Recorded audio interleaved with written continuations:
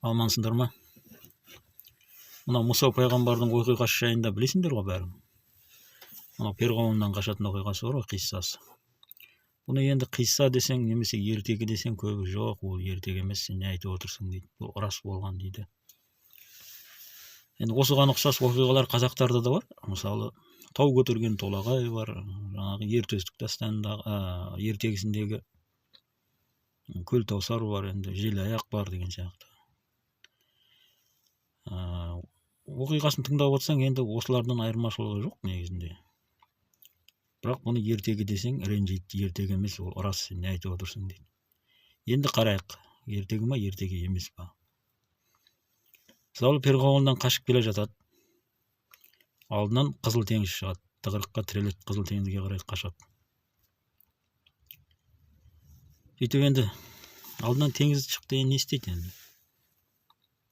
Ол Алланың құдіретімен дейді, ана таяқты жерге ұрып жіберген кезде теңіз қақ айырылды да Мұсаның қауымы өтіп кетті дейді ары қарай. Қызыл теңіздің енінің өзі ол 350 километр да, 355 ең ұзын жері. Енді ол қалай өтіп кетті? Мына перғауын тақап қалды, уже келді да ол. Еще ол атты әскерлері бар. Олардың бәрі жаяу. Сонда қалай тез өтіп кетті ол жерден ол? Ол Қызыл теңіз ол сендерге өзен емес қой, ол ашылды, өтіп кете қоятын ары қарай, қайтадан жабылып қалатын. Ол 350 километрді басып өту үшін жаяу адам. Ол қалай өтіп кетті оны? Енді ертегілерге тән көріністер бар ғой бұл жерде. Енді бұл жерде Алланың қалауымен болатын болса, ол теңізді жарып та қажет емес еді. Алла оны қаласа, оны жармай да өткізіп жіберетін еді оны. Бәрін енді қолынан келеді ғой.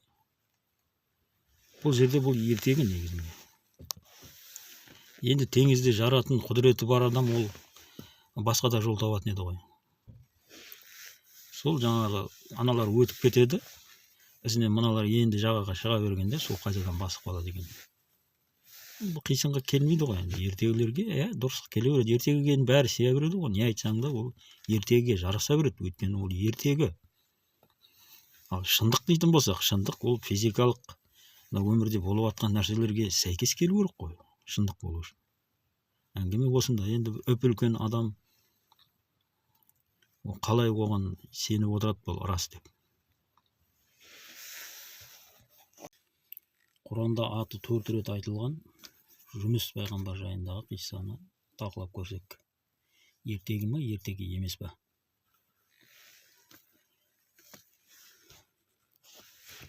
Жүніс пайғамбардың қиссасын өздерің білесіңдер, ол китке жұтылып қойған пайғамбар. Кит жұтып қойып, 3 күн, 3 түн киттің ішінде болып жағаға шығады. Оны жаңағы кемеден лақтырып жіберетін бар, жаңа толқындарға байланысты арамызда.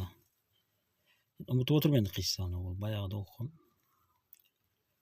Бір неге байланысты. Теңізге лақтырып жібереді дағы, содан оны бір үлкен кит келіп жұтып кетеді дейді.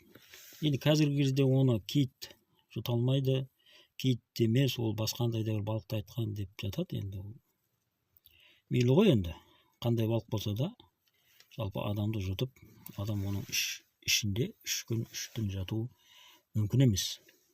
Ол ертегі. Кит біріншіден адамды жұта алмайды. Ол қанша үлкен болғанменен оның тамағы кішкентай екендігі ол ғылыми дәлелденген. Ол кішкентай ғана балықтармен күн көреді, және шөп қоректі де ол бір жағынан. Ол акула сияқты жұтып жібермейді. Яғни акуладың өзі де жұтып жібермейді. Акула шайнап тастайды. Ол шайнап жұтады. Адамды солай жұтып жібермейді. Жұтып жібере алатындай акула ондай қатты бір үлкен емес. Үлкен болмаған күннің өзінде де акула жұтпайды. Акула шайнап жейді. Енді осындай нәрселер бар. Осындай қиссалардың бәрін рас деп қарай беретін болса, онда барлық нәрсені рас деп қарай берейік онда. Не проблема мысалы?